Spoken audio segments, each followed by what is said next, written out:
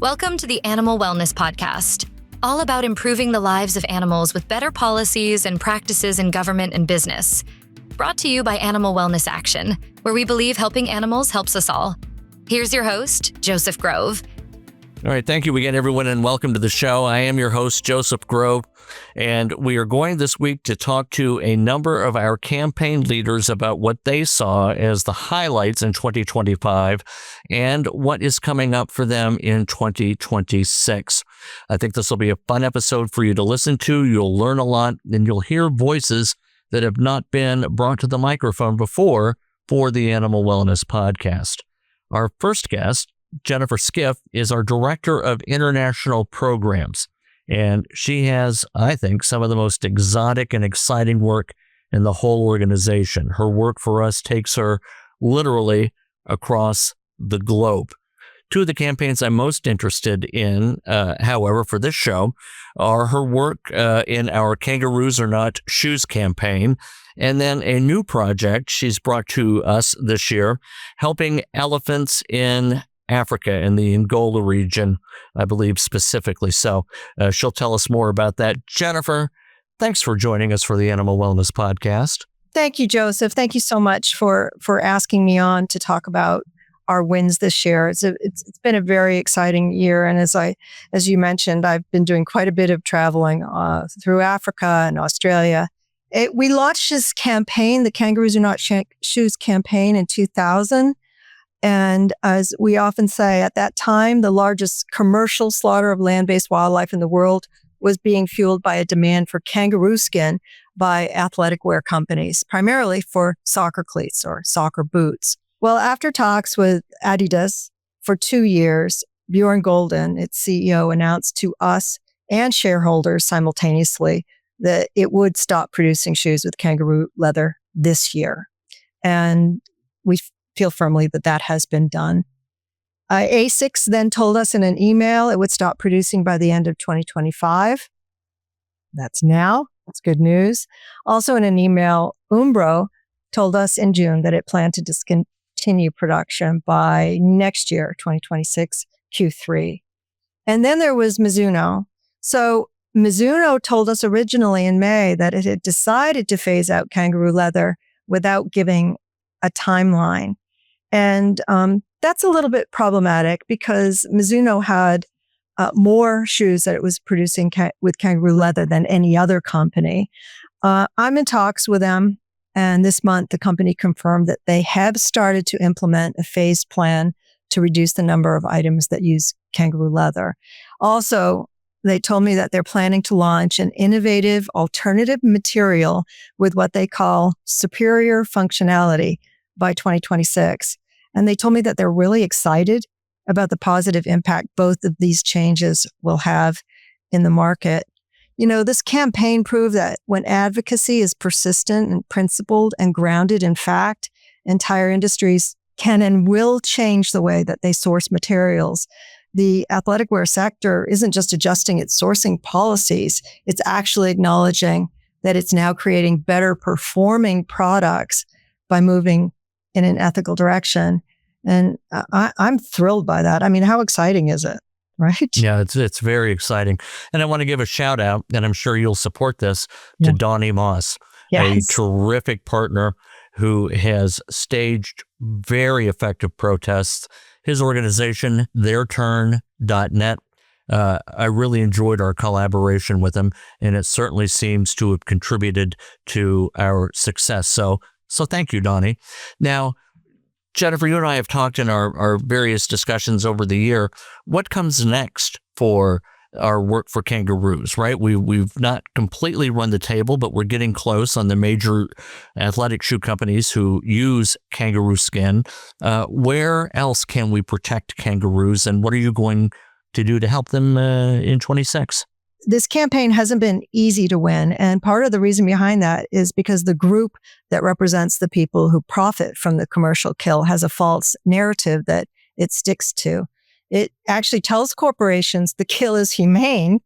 It says it's sustainable, meaning that it can go on forever, and that the meat is safe. So we know that's not true. Russia banned kangaroo meat imports in 2009 due to meat contamination, and China won't even touch it. So we're creating a white paper that will serve several purposes. We've got a team of researchers and veterinarians, and they're working with scientists and scholars to create a paper that provides the facts about the ethics, sustainability, and food safety for people and pets as it relates to the commercial kill. The white paper will also provide support to lawmakers throughout the world who are considering closing off the imports of kangaroo body parts into their countries, and will make it also easier for corporations to make sourcing decisions when they have the facts about the industry available to them in one document. So this document will show an industry that has long relied on what we say is just mythology to justify what is in reality a deeply harmful and irresponsible business model. We're very excited about this. One of the things I think this organization really does well is produce very academic, scientific analyses of our issues.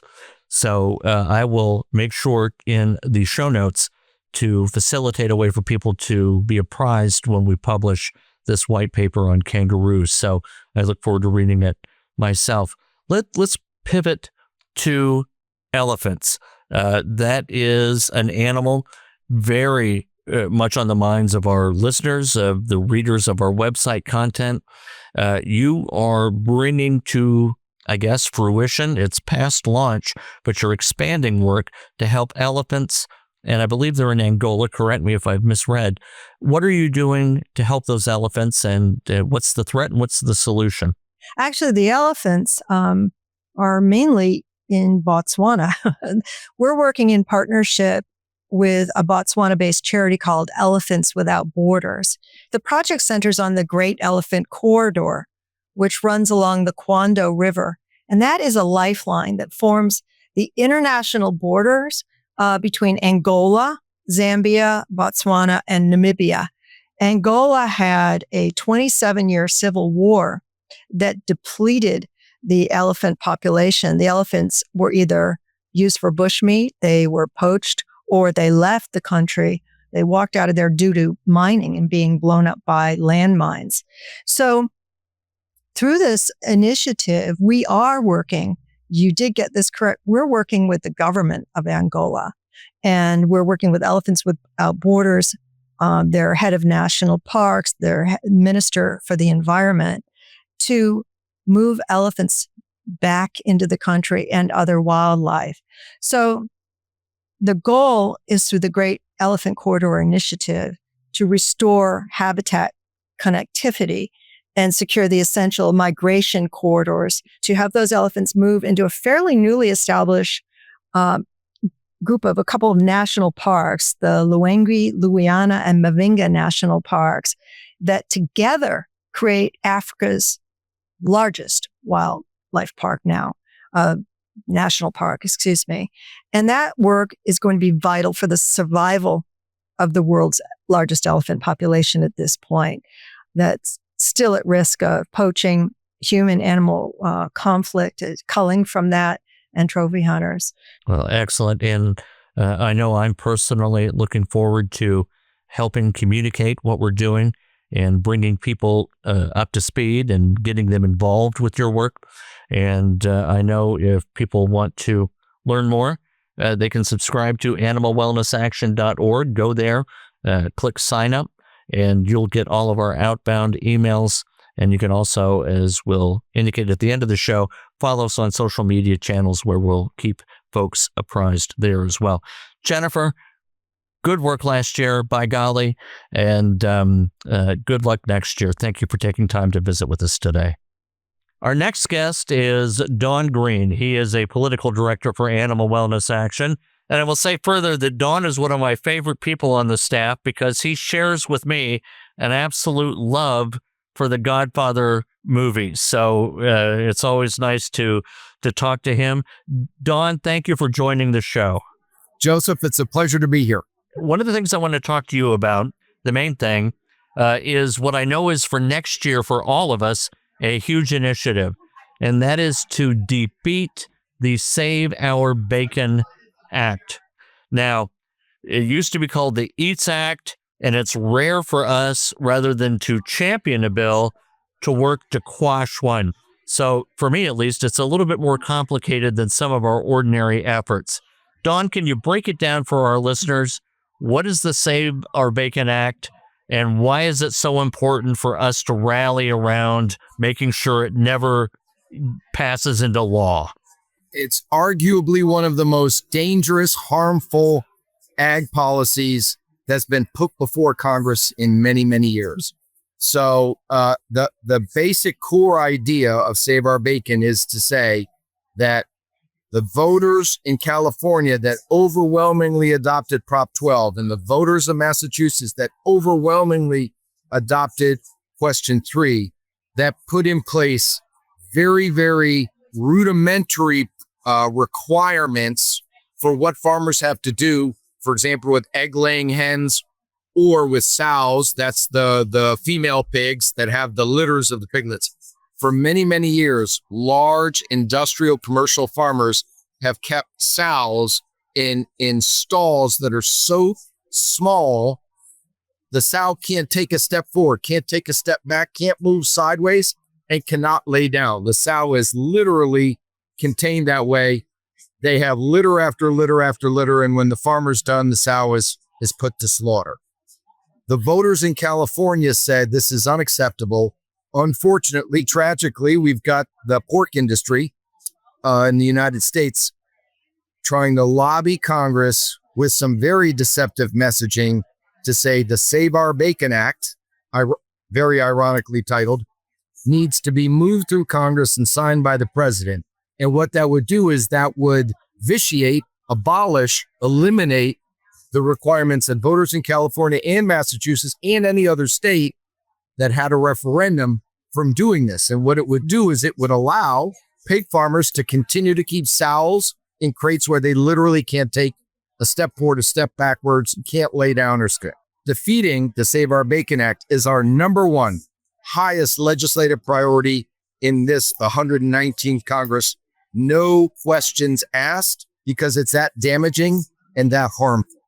And let me just mention one thing when we talk about, what's the domestic pork industry look like? The single biggest company in the United States domestically producing pork is a company that is based in Virginia called Smithfield. Several years ago, I think 3 or 4 or 5 years ago, Smithfield Foods was purchased 100% by the Communist Party of China. And the purchase was financed by the Communist Chinese Bank. So the single largest pork producing company domestic in America is 100% owned by China. The Save Our Bacon Act is dangerous. It's harmful. It's anti-democratic. Many small and medium pork producers have complied with it. So in other words, if the Save Our Bacon Act were actually approved, what I call the good actors, the farmers that have said, okay, this is the rules, this is what we will do, they get penalized. The bad actors that don't like these rules get rewarded. It's just bad on many, many levels, and we're working extremely hard to make sure that the Save Our Bacon Act doesn't move and essentially dies. Right. A lot of fascinating issues, as you've alluded to, are wrapped up in this. You have, of course, clearly most important to us, the animal welfare angle, and you referred to the gestation crates. And we very vividly cast that as being akin to a human being stuck in an airplane seat for a majority of their lives, not able to move, turn around, that the proportions are roughly similar. Horrible way for these animals to live. But then you also have the issue of states' rights, right? Where people should be able to say what they want or what they don't want sold within their borders. So the Save Our Bacon Act is an assault on the autonomy of states. And that issue in and of itself ought to be a lot for people to use to support the defeat of Save Our Bacon. And then, you also get into the notion of foreign ownership of American farmland. And that is something I think we all ought to be concerned about, right? How much of our agriculture are we going to turn over to foreign actors who don't have perhaps the cultural significance put upon animal welfare that Americans do. That's a huge issue. You know, and I think of Smithfield and the way they harvest raised pigs in China, those high-rise factory farms. Anyone who's received our emails has seen photos of these high-rise factory farms that look like old Soviet-era apartment buildings. And if the Save Our Bacon Act passes, then I think U.S. farmers are very likely to have foisted upon them similar dystopian ways of raising these animals. Joseph, you're 100% correct. I believe passionately that if the American people, 330 million people, saw these factory farms, I love your analogy. It's a Moscow 1970 style concrete building with slits, not even windows. These animals spend their whole lives in these buildings. They never touch grass or feel dirt or feel the sun or anything like it. If they saw these things and thought the Save Our Bacon Act is going to bring those to America, a 20-story concrete box, I think it would lose overwhelmingly. And that's part of what we're trying to do, is educate and engage with members of Congress for them to understand that this is going on in China today. And if the Save Our Bacon Act is approved over our protestations, it's entirely reasonable to imagine that that would be imported into the United States. I would suppose another issue comes into mind, and that is what I think is a natural sympathy we as Americans have for the family farmer. So important in our heritage.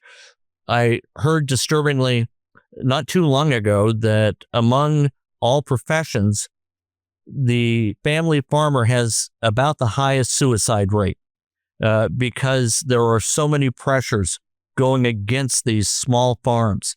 Economically, as these industrialized groups take more and more, put pressure on them to compete, it seems to me that a vote against Save Our Bacon is a vote for the family farmer and a very important rural way of life that is quintessentially American. It's poetry, Joseph. That was poetry. Family farmers are struggling to compete with huge corporate-driven, or in the case of Smithfield now, government-owned and controlled mega businesses.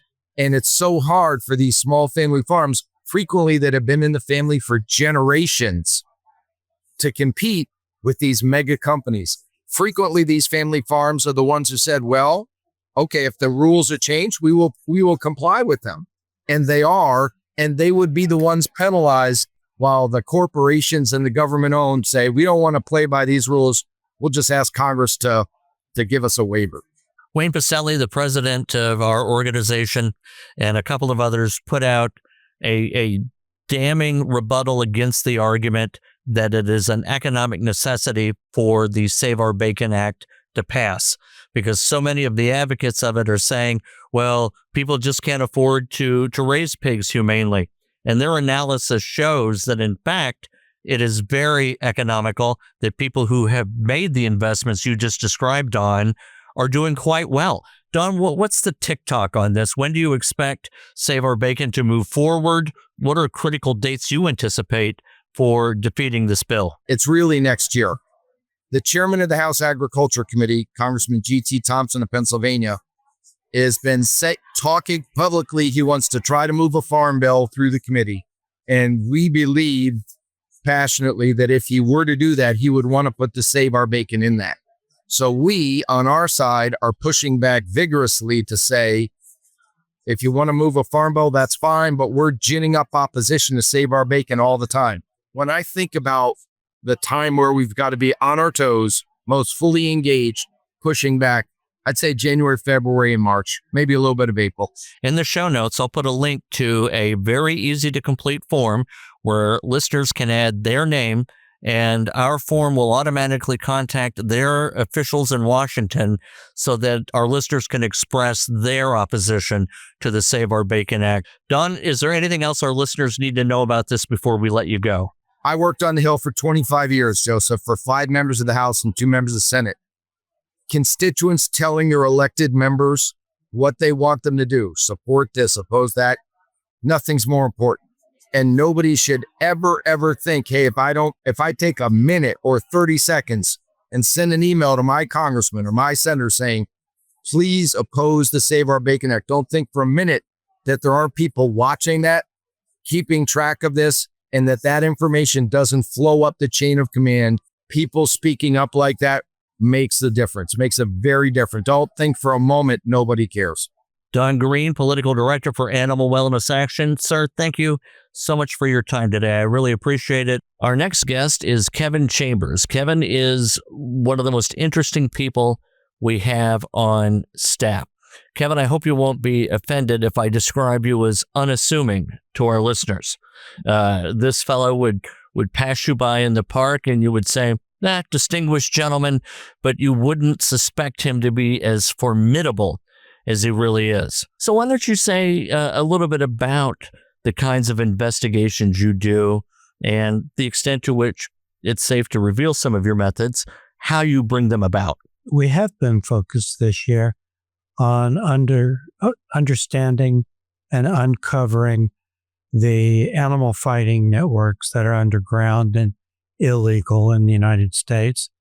We've had particular success on the cockfighting front. We operate through tips and that we get from tipsters primarily, and then we investigate it. And then we gather the information and give it to law enforcement for further action. But we've had particular success this year in conjunction with our investigator partners at Shark, who specialize in cockfighting and dogfighting investigations as we do. Yeah, well, that's right, Kevin. You allude to Shark showing animals respect and kindness. They have proved to be great allies for us. So the work that you representing us and they do is pretty heroic stuff and has led to some meaningful arrests, some terrific instances where justice for these animals is able to be applied. And also, I think it's fair to say, correct me, we've identified areas where law enforcement has the opportunity to step up and do a little bit more. Is that a fair statement? That's correct. Yeah, we do not give up. Mount Pleasant, Texas, earlier this year, we uncovered a huge cockfight in progress, but we were unable to get the sheriff's office to go in because they couldn't get a search warrant. Came back a couple of months later, and we sent our investigators inside of the cockfight where they videoed and got documentation that could not be refuted. And an arrest took place. And that's just an example of how, as difficult as these investigations are, we will not give up until we uncover the animal cruelty that's going on and law enforcement enforces it. I'll put in the show notes a link to a video that we revealed at a press conference earlier the week of this episode's being recorded. And it shows the true brutality that cockfighting entails. I must say, before I learned about cockfighting, I easily dismissed it. Well, these are fighting birds, they're in the pit, and it's certainly not a great thing. But I didn't fully understand the set of ills that go along with cockfighting. For example, in the video, we show what these cockfighters do with birds after the match. If the bird is grievously injured, I think we see one bird being flung or swung by its feet into a pole. There's another part of the video where a cockfighter, steps on his bird's head and pulls at the legs in order to break the bird's neck. And I didn't fully understand until getting into our work more deeply the kinds of crimes that go along with it. So I suppose you look at cockfighting and you've got the bare animal cruelty, and then you have the surrounding crimes that go with it. I was surprised to hear that what accompanies many big cockfights is what I see in my own hometown, Louisville, Kentucky, with Churchill Downs, is that, women are trafficked into the area. Drugs are brought into the area. So it is not only that a cockfight represents animal cruelty, it also represents a tide on which floats other criminal activity. And cockfighting is a crime in all 50 states. Oh, yeah, that's right, Joseph. In addition to the barbaric cruelty of cockfighting itself, these cockfights and dogfights are often associated with other crimes. They're always associated with illegal gambling. That's the reason that these cockfights and dogfights take place, is because people are there illegally gambling. And I just finished a review of the last 20 years of cockfighting busts in the state of Oklahoma. And what struck me was how almost every one of the dozens of cases also involved people being charged with drug crimes, domestic violence, theft. People that are involved in animal fighting are involved in other crimes. It's an underground organized criminal enterprise, and it undermines the safety of communities if they're allowed to go on unimpeded. And that's why the organization animalwellnessaction.org is working hard to have passed a number of bills. We have the ACE Act, the Animal Cruelty Enforcement Act. We have the Fight Act, and then something oddly named the FBI Act. What do we hope these bills will do to animal fighting, Kevin? Well, we need more enforcement on both the state level, local level, and the federal level. And we're trying to strengthen our laws on the federal level with these acts, such as the Fight Act, the one that has the most sponsors so far, and we're putting a lot of hope into it. We have 113 Congresspeople that have endorsed the Fight Act, which would strengthen our anti-animal fighting laws in the United States. For example, it would ban online gambling on cockfights and dogfights, which unfortunately is becoming a much bigger industry, especially coming out of the Philippines. And then it would halt the shipment of mature roosters domestically and internationally, because we know that one of the best ways to put a stop to this underground industry is to make it economically unviable. And it is currently a big moneymaker for people raising these fighting roosters and shipping them to Mexico and the Philippines. It would also create a private right of action where if your neighbor disturbing your peace with 1,000 game fowl roosters being raised for cockfighting, you can take private right of action to try to stop it in the courts. And then it would also enhance forfeiture provisions against cockfighters. The FBI Act would beef up the assets of the FBI, a special unit to go after animal cruelty crimes. Kevin, you're out in the field quite a bit, and I know you're not often on the Hill, but do you have any sense for when these bills might come up for a vote or any other critical milestones for them on the horizon? Well, I think we're getting close on the Fight Act, because that could happen during this session. It's gathered a lot of momentum, but it all depends on people contacting their congresspeople and asking them to vote for it and to push it through, because as the longer it takes, the more animals suffer. Kevin Chambers, our lead investigator of Animal Wellness Action. He has a very particular set of skills. You don't want to mess with him. You're listening to the Animal Wellness Podcast. We'll be right back after this quick word from our sponsor. Animal Wellness Action depends on countless people like you to support our fight for animals. Join us today by donating to further our campaigns to spare countless animals from cruel and needless pharmaceutical tests. Put an end to animal fighting. Liberate farm animals from extreme confinement and so many others. Become a donor at any amount. Visit animalwellnessaction.org/donate to join our fight against animal cruelty of all kinds. Again, that's animalwellnessaction.org/donate. Thank you. Now, back to the Animal Wellness Podcast.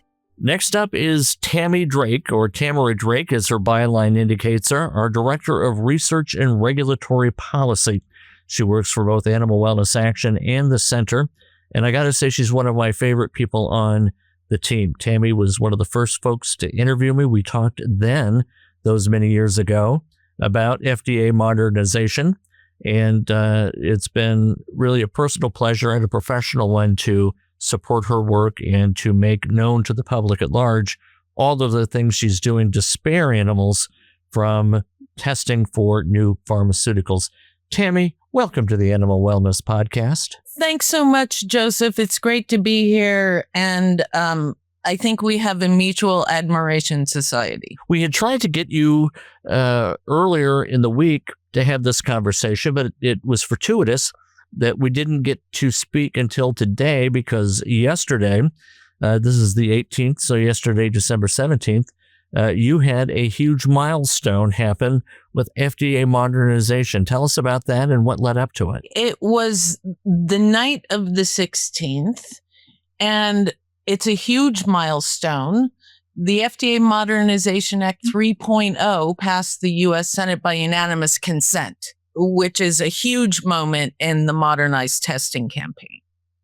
We're really excited about it. And what 3.0 does, it brings FDA regulations into the line with the law Congress passed under the FDA Modernization Act 2.0 in 2022.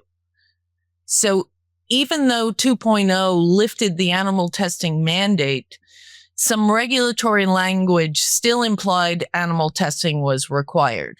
And 3.0 finally cleans that up. And what it does is it gives drug developers clear pathways to use non-animal methods. So we've got work to do, and we're really working hard to urge the House to bring 3.0 to the floor for a vote. And that probably will happen early next year. I'm glad you talked about 2.0 and 3.0. One of the things I struggle with in communicating the message to our subscribers, to people on social media and other places, is the difference between the two. 2.0, what that did was actually remove the mandate from the statute for new drug development. But what remained on the books were FDA regulations. Their rule book still had a couple dozen references that facially required animal testing. And that's all 3.0 did.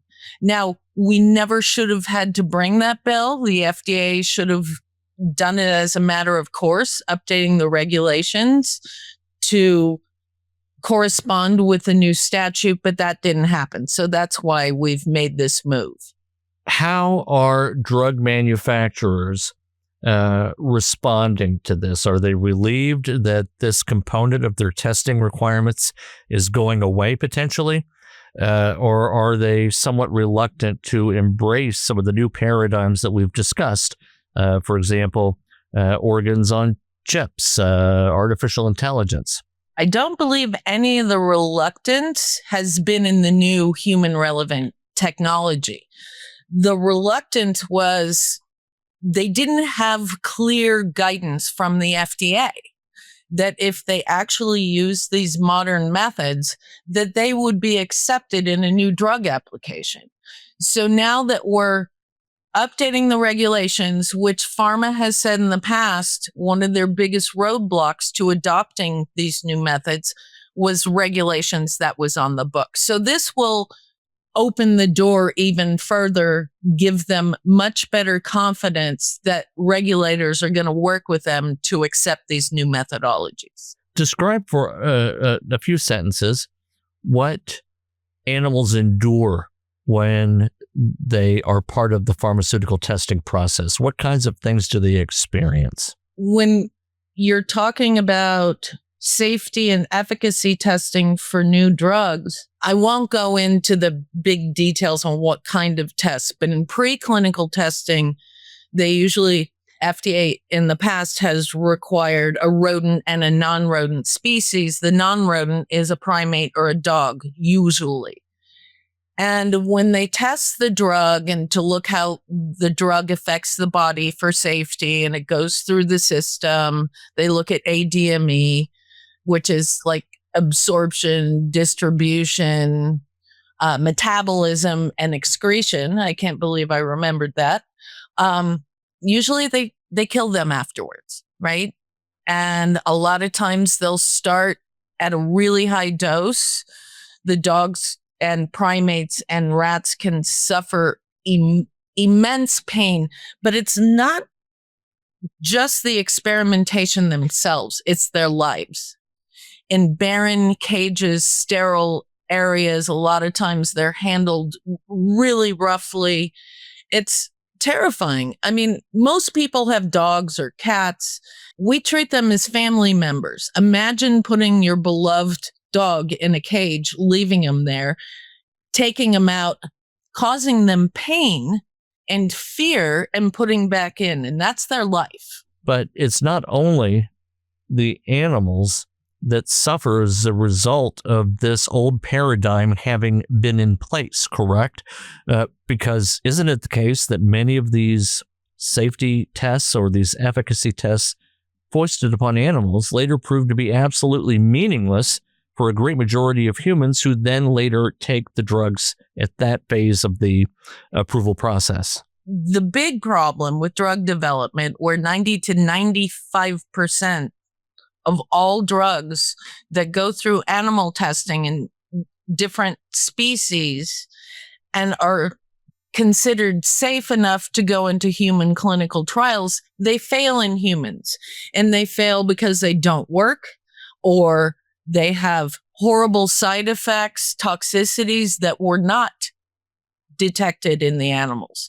So that's an issue. It's a huge issue. And there's also the issue, people actually are harmed in clinical trials. People will sign up for clinical trials. And if we're relying on how it works in a beagle, it could mean devastating consequences for a human. We can do better if we focus on human biology. This is a win-win. This isn't, it's definitely an ethical animal concern, but it's also ethical when we think of people in need of treatments and cures.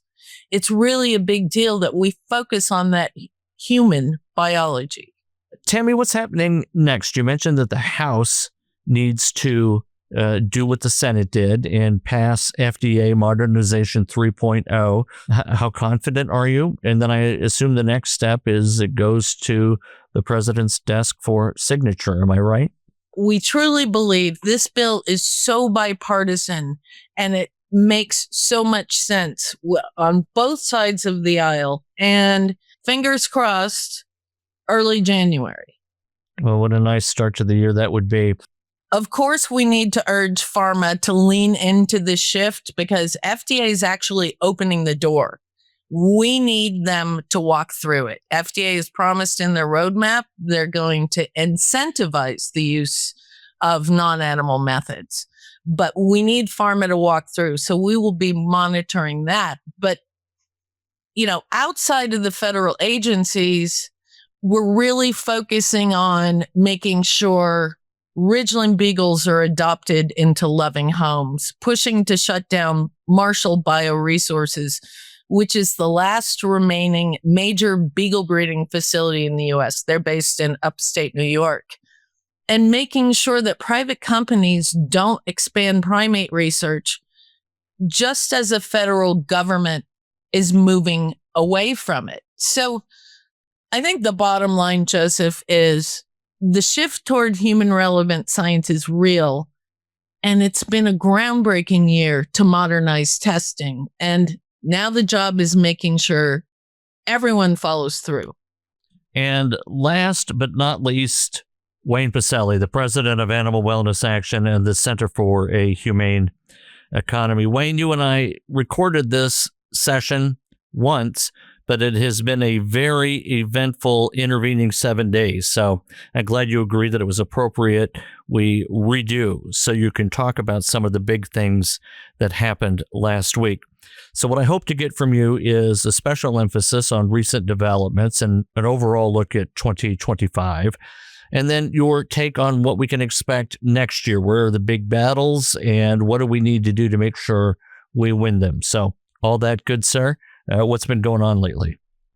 Well, Joseph, Animal Wellness Action, as you have conveyed to our listeners before, works on driving public policy outcomes, laws, and we seek to enforce those laws to stop cruelty to animals. The Center for Humane Economy seeks to influence businesses and to get them to account for animals in their supply chains, R&D programs, and other operations. So those twin levers have the prospect, if our programs are well executed, of saving millions or billions of animals. You know, the old framing was, well, if we don't do this to animals, then it's going to be bad outcomes for people. Quite the opposite. And our work proves that when we're good to animals, we're good to the whole of society. And that's why helping animals helps us all. In terms of our practical work, you know, we, I think, have had a banner year, right? We take on tough fights. We're never going to bat 1,000 when you're taking on all these fights. But we've had some incredible outcomes. And I'd say at the top of the list is our Kangaroos Are Not Shoes campaign. In 2025, we ran the table with all major global athletic shoe companies. I'd also say on animal testing, this was just a watershed year. Our drug development system in particular was broken. We have enormously high costs for drugs. We have slow delivery of palliatives and cures. In fact, we don't have cures for so many of the major afflictions that humans contend with. So this is one of the reasons why the R&D costs are so high and why consumers pay so much for drugs that often aren't working. And this is a kicker, Joseph. The fourth leading cause of death in the United States is adverse reactions to drugs. So the drugs aren't all that safe, as well as not delivering, much promise on some of the major diseases. Our FDA Modernization Act set up the new leadership within the Trump administration at FDA, National Institutes of Health, and the Secretary of Health and Human Services. And they have made a series of game-changing announcements to phase out animal testing over the next few years. They've called out beagle testing, primate testing, taking a serious look at banning importation of wild-caught primates into the U.S. and winding down the work of national primate centers, which house tens of thousands of primates. I can't tell you what a big moment. I can't underscore sufficiently what a big moment this is. Finally, just in terms of just the first tranche of issues, Joseph, we took on a campaign called Dunking the Milk Mandate in the National School Lunch Program. And since the 1940s, our Congress dictated that all fluid beverages offered to kids getting nutrition assistance in the public schools basically are cow's milk. And the truth is, perhaps 40% of the kids in the National School Lunch Program are lactose intolerant to one degree or the other. This was a prescription for illness in the classroom, for barriers to learning. You can't pay attention to the lesson when you're doubled over in your chair or you're rushing to the bathroom and have diarrhea. In more serious cases, it may, lactose intolerance may cause, asthma attacks or other serious maladies.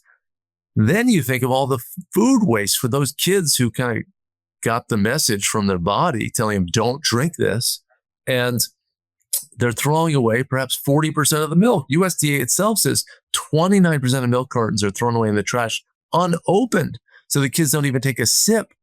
So what we've done is, through the Congress, passed legislation, a series of amendments to a larger milk policy bill that incorporate the provisions of our fiscal act, the Freedom of the School Cafeterias and Lunches Act, to give kids plant-based milk options, to stipulate that schools are required to give plant-based milk options to kids who bring a note indicating that they're lactose intolerant from a parent, guardian, doctor, whomever. And then this new language that the president is going to soon sign will offer schools the option to stock plant-based milk for all kids if they wish it. And that just reflects what's happening in the marketplace. You go to any coffee house, supermarket, plant-based milks are right beside the cow's milk, whether it's oat milk, almond milk, soy milk. So we eliminated just a couple of years ago, the animal testing mandate. Now we've eliminated the milk mandate in the schools. We're pressing ahead with our Kangaroos Are Not Shoes campaign and ran the table there. So I think just as highlights, Joseph, I mean, that just tells you a little bit about our work, but those are three biggies. Yeah, they were big indeed. And it was interesting to watch how so many of them really got progress in the last working week of the year for this Congress. Next year, I know we need the House to sign on to Modernization 3.0 and talk about how you believe that's going to go, what needs to happen there. And then also the expansion of our work to protect kangaroos is about to begin as well. And any kind of preview you might want to talk about relative to other markets we'll face would be appreciated. You know, it's important that we as an organization, as a movement, do take a victory lap on some of these new policies, these pronouncements. But at the same time, let's also realize that no issue ever ends. We have to be vigilant. We have to keep pressing.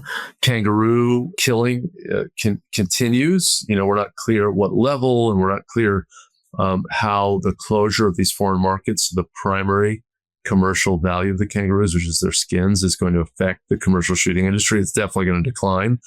But, the industry will try to have new products, right? They've been pushing kangaroo meat into pet food. So we're doing a major report on pet food made from kangaroos. And we're going to try to get these companies that are using kangaroo meat, which is not safe. These are animals killed out in the wild in a warm weather continent, right? Australia is, not too far below the equator. It's warm. These people are out in the outback and they're killing these animals. I mean, refrigeration is not, quickly the destination for the carcasses. So there are food safety issues there. And you mentioned the FDA Modernization Act, and we did pass the FDA Modernization Act 3.0 in December to accelerate this transition to an animal-free and toward a human-based biology set of screening methods and strategies. But, even the great pronouncements from Dr. McCary at FDA and Bobby Kennedy Jr. at HHS, we have to hold people accountable. We have to make sure that these transitions that are being promised are being actually executed. So we need to stick with that on all those fronts. And I'll also say that, we're in real battles on wildlife issues. We're in a battle to keep federal protections for wolves. We've been in court to defend them. We're the leading voice for them in Congress. And we lost a very narrow, it was a narrow vote in favor of delisting wolves in the House. We need to block that in the Senate. So by no means are our opponents in any position to claim victory on this issue. They've got another chamber to get through, and we're going to be there steadfastly in their way. Meanwhile, on barred owls, this is a 30-year plan to kill 500,000 barred owls. We're just starting. We had a setback in the Senate, but all along we had a backup plan, which was our federal lawsuit. And we also have a backup plan in the Congress to defund barred owl killing. This was a tough path that we chose for a Congressional Review Act resolution, which the party not holding the presidency is going to always be skeptical of. So procedurally, that was going to be a challenge. I knew it. I wanted to have the fight. Now we know what some of those challenges are, but we are absolutely committed to stopping this barred owl kill. And we're grateful to all of our supporters for being so active on that.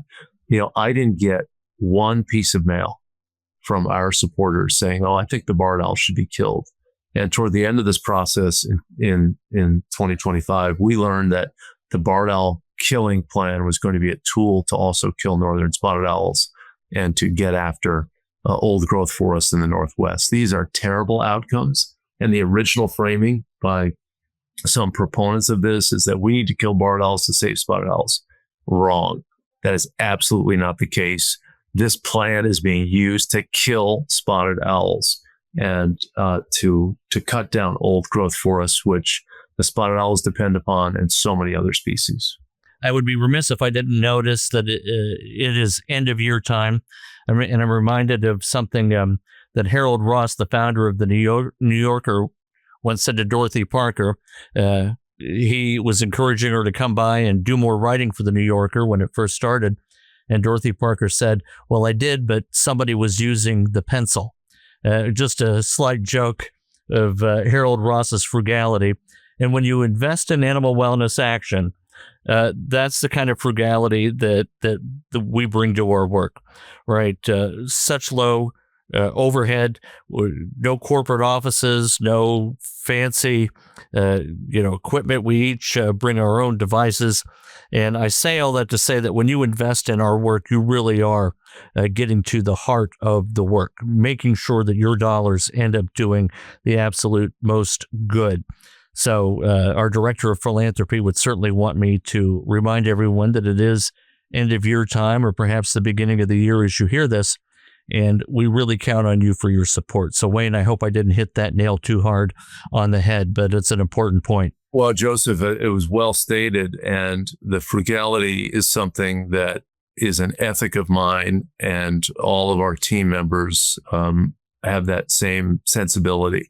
So this is so important that people understand not only our thrift, but also that we do a lot of damage with the weapons that we do hold in our hands. It's not just that we're tight with a penny. We are effective. Who is passing laws like this? We took the barred owl issue that was passing by. That was just going to go uninterrupted. We made it a national issue. We put it in the national spotlight. The world knows about it, and we're not done with it. We started the effort and with our friends at Switch for Good to eliminate the milk mandate. That got done in 3 years. That's actual record time in the Congress. We took on the FDA Modernization Act. We led that campaign. We passed that within a single Congress. That now you're seeing the effects that we're turning around the entire animal testing paradigm. And we're dismantling it with the aid of government agencies, and even pharma and others understand that this was a broken model. So our Animal Cruelty Enforcement Act, we're going to do our best to create a prosecutors unit at the Department of Justice to focus on animal cruelty crimes. Already, the Attorney General, responding to our demands, has given a memo to all 93 U.S. attorneys to make animal cruelty a priority in their offices. Who has this kind of record? I mean, we're a relatively small organization punching way above our weight.